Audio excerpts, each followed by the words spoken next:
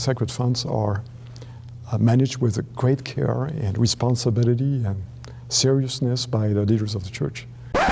This is Gerald Caussé.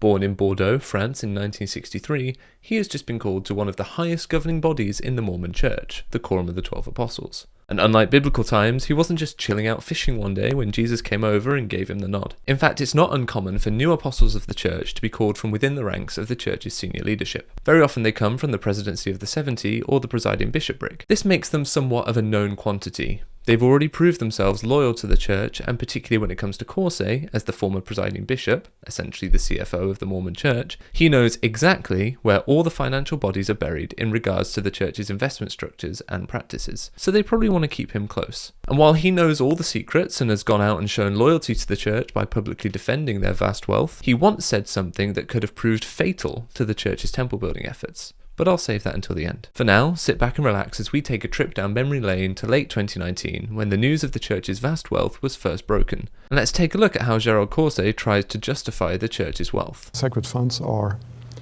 managed with great care and responsibility and seriousness by the leaders of the church. We believe in inspiration and revelation. The presiding councils of the church are all in there.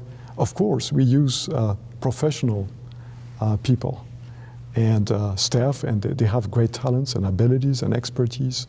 But at the end of the day, the main decisions, are made by presiding councils according to the spirit of revelation. In short, the church is declaring publicly that its investment practices are decided in the spirit of revelation. They're God-given. This makes it a really tricky situation when it comes to the fact that 4 years after that interview, in 2023, the church was fined by the SEC for $5 million over its investment practices and decisions relating to the use of shell companies to hide the size and nature of their investments from the public. And not only that, Gerald Caussé was part of, and at one point the leader of, the presiding bishopric during the relevant time period. And the presiding bishopric are named in the SEC documents as being directly involved in the decision-making process, a point which Caussé corroborates. The presiding councils of the church are all in there. At the end of the day, the main decisions, are made by presiding councils according to the spirit of revelation. This means that he believes the decisions that were taken to use clone LLCs or shell companies to hide money from public view were done in the spirit of revelation. At least that's what he was saying publicly before the decisions were brought out into the open. And what's worse is when the church published their response to the SEC fine, beyond not being able to answer a direct question that they asked of themselves, here's what they had to say regarding the decisions that, according to Caussé, were made in the spirit of revelation. Did Ensign Peak fail to comply with SEC regulations? We reached resolution with the SEC, we affirm our commitment to comply with the law, regret mistakes made, and now consider this matter closed. I wonder how, as an apostle of the church, he now would square the circle that the mistakes made were deliberate decisions that were reached under the spirit of revelation. Or that is to say, if we believe what Caussé says that those decisions are made according to the spirit of revelation, then why is God giving revelation that instructs his church to try and hide their money in a way that caused them to be fined $5 million? Now, while you're off discussing that in the comments, this is not the only time that Gerald Caussé has said something publicly about the church which later runs up against arguments that the church is trying to make. As some of you may know, I took a trip in 2024 to the town of Fairview, Texas. I spoke to the town council because the church were making religious claims in support of an application that just didn't sound completely honest to me. And I quoted Gerald Caussé when I gave my remarks in Fairview. And speaking of Paris France Temple, Presiding Bishop of the church, Gerald Caussé, said, "There are a number of constraints that we have, the code that we have to respect.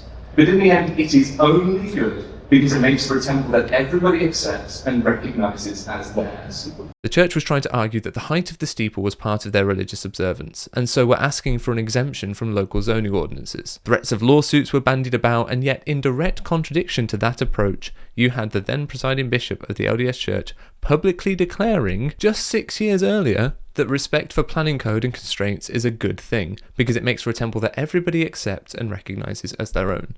Ultimately, his words never had a chance to be weighed legally against the church's request. But had they been, I do wonder whether his public statement of support for a short temple and respect of local planning constraints may have just undermined the church's position. Without someone raising that legal challenge, ultimately we'll never know. However, one thing you absolutely can know is what Jim Bennett and I discussed before the public video last week. My Patreon is home to extended cuts and behind the scenes videos to give back to those who support me financially, without whom I couldn't make these videos on a full-time basis. But if Patreon is too much, channel memberships are available for just a few dollars a month, and they still give you early access to videos like this. And finally, you can support me very simply through the donor box link. $5, $10, $20 a month, or whatever you can afford will help keep this channel running. Most importantly though, thank you for watching. And there's another video just here that you should probably watch too.